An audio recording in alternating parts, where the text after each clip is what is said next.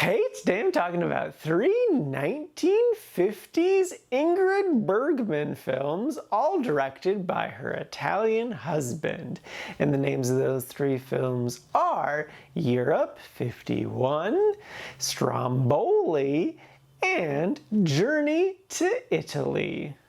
First up is Europe 51. This is a 1952 film, and the basic premise is Ingrid plays this high society woman who has a very annoying child, and then he dies, and with his death she discovers that helping poor people is actually a good thing, but then her husband is like, whoa, bitches be crazy for helping the poors. I'm gonna put you in an asylum for the rest of your life, because only crazy people would think it's a good idea to help those in need. That is the entire plot of this movie, but I enjoyed it a lot and it's definitely worth a watch. Like, Ingrid gives a great performance as always. She very consistently gives wonderful performances. But I also love the story a lot. It's very interesting and also just an important story of learning to help those in need being a good thing. Like, that's something that really needs to get deeply instilled into more people, that helping the poor is consistently a good thing.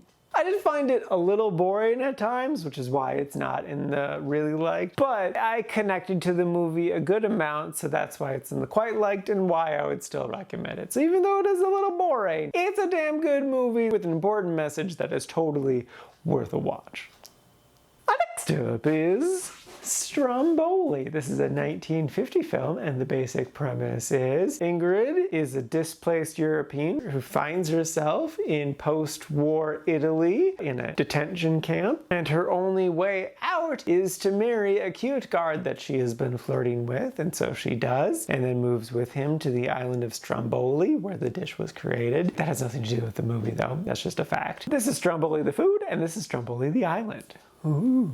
Anyway, but whilst on the island, she discovers that this is a different kind of prison, and she's not happy about it. So Ingrid gives a great performance, again, as always. She really nails a depressed woman trapped in a prison of her own making, and I found the story very fascinating. What really killed me with this movie, though, was the acting of everyone who wasn't Ingrid. Now, to the actor's credit, I think all of the voices were dubbed over. So all of the terrible voice acting was done by not the actual actors, but what feels like people who were brought in off of the street and read words for the first time ever. So it was rough. The physical acting was fine though, so that's something. But it's just like, it was a really hard hurdle to get over, and I didn't quite do it. I still liked this movie. I still put it in the liked category because Ingrid gives a great performance, but man, it was just too much. Ugh.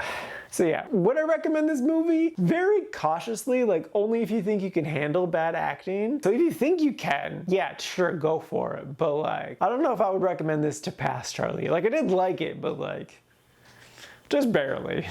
And lastly is Journey to Italy. This is a 1954 film, and the basic premise is the exact same as the movie Contempt, which is actually great, but then mixed in with Ingrid going around Italy doing legit tourist guide things. Like 3 or 4 times where she just goes to like something and gets a guided tour of this place. And it's just like a full-length tour, and I don't know why that's in this movie. Because like the couple fighting, that's interesting, but then there's just touristy things that just keep happening, and I don't care because that's not the story. Like, I get it, Italy's a cool country, it's got a rich history, give me the couple fighting. Also, it has a happy ending, and I didn't like the happy ending. This shouldn't have been a happy ending, it should have been a sad ending. These two people are very not happy. Also, if they would have given me more of like the times where like the partner is trying to make the other partner jealous by like being flirty with other people or being happy in general, that would have been good. I liked those times. So yeah, I didn't really care for this movie. It's not I didn't like, just a meh, but like, yeah, it really didn't work well for me. Again, Ingrid gives a good performance, but why is there so much touristy stuff? I don't get it.